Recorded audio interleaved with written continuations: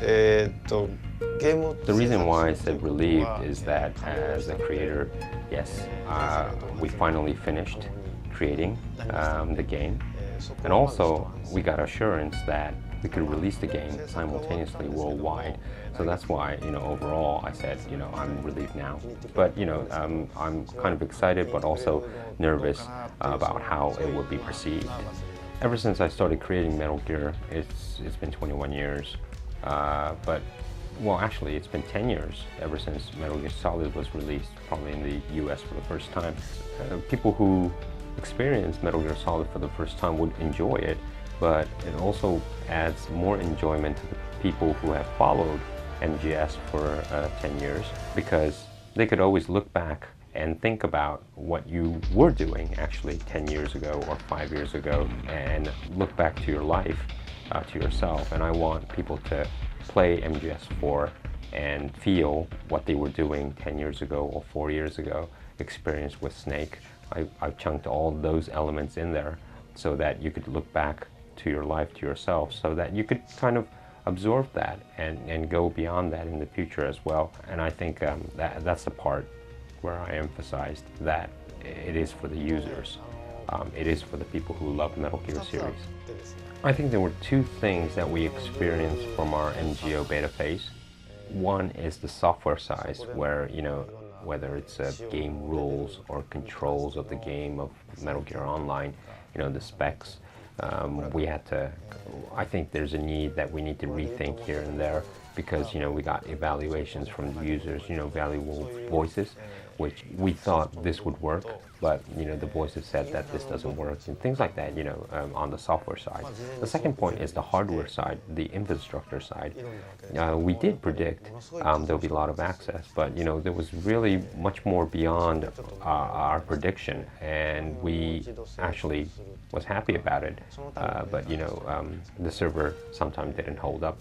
But we have to really think how we should create the servers and things like that. That's the hardware side, and combine the software and this hardware. I think it was a great experience to go on to make a better MGO experience in the future. You know that I really love music, and iPod. I really love the iPod as well. Actually, when I fly or travel, I can't put the iPod down, because my life, 24 hours a day. I do live with music, and I can't put this wonderful gadget down.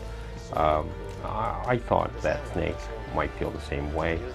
Also the players, the game players as well. If the real life has iPod and music with them, why not put it in the game? And that was the concept behind putting the iPod in the game, actually. First of all, the Assassin's Creed team. We always thought that it was a great team, and we were always looking of their Assassin's Creed game. Last Tokyo Game Show, we met up with Jade, Raymond, and also the art director, and we really started talking, and because mutually we were really interested in our teams and what we do, and technology-wise, and also as a creator-wise.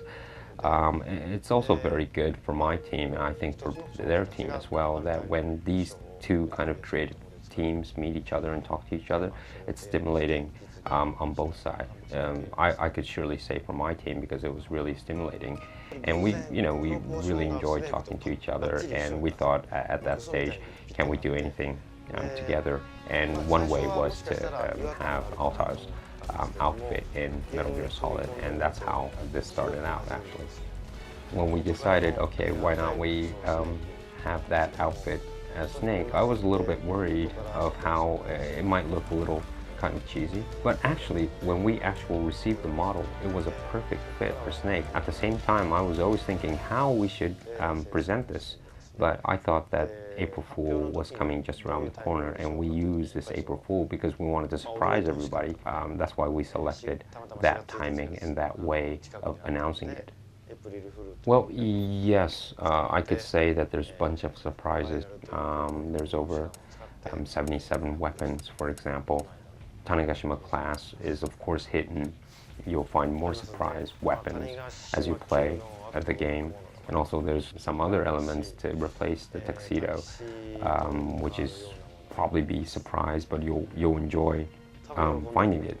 Also, in the game, there's a octo camo suit. There's a face camo hidden as well that changes the form of the face. I can't really say in detail which kind of face that it could form, but you'll have fun with this face camo too.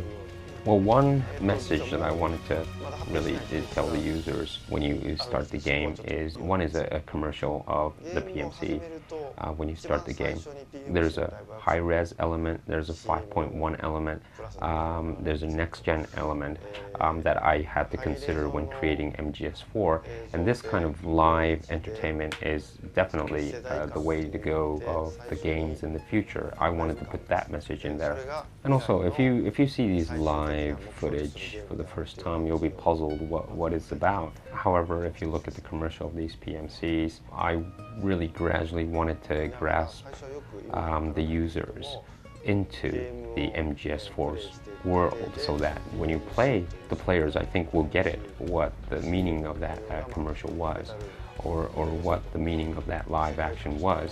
Is, I think, will blend in really neatly to the users when the users go on and play and throughout the game, and they'll understand the world of Metal Gear Solid 4. Metal Gear Solid 4, finally, is completed. It's coming out on June 12th. I hope you enjoyed the game, and I really hope that you enjoy playing the game. Thank you.